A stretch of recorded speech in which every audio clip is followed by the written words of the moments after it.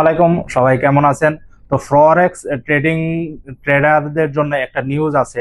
তো গত 2 মাস ধরে দেখতেছেন আপনারা গোল্ড হাই রেঞ্জে উপরে যাইতেই আছে।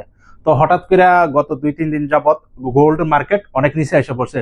যেমনটাকে দেখতে পাচ্ছেন 4,380 ডলারের হাই রেঞ্জে অনেক উপরে আছিল। তো হঠাৎ করে মার্কেট একবারে 4,100 ডলারে নেমে গেছে। তো এটা নেওয়ার কারণ অনেকে বলতেছে যে এটা ক্র্যাশ হয়েছে, ক্র্যাশ নি, এটাকে বলে কারেকশন।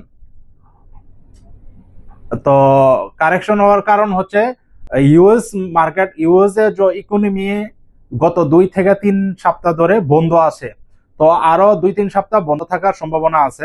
তো 2-3 সপ্তাহ পরে নভেম্বরের পর থেকে গোল্ড মার্কেট অবশ্যই উপরে উঠবো, 5,000 ডলার যাওয়ার সম্ভাবনা বেশি। তো আপনারা টেনশন করবেন না বা ঘাবড়াবেন না।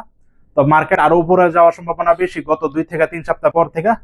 তো আশা করি সবাই ভালো আছেন, ভালোভাবে ট্রেডিং করবেন। তো আসসালামু আলাইকুম।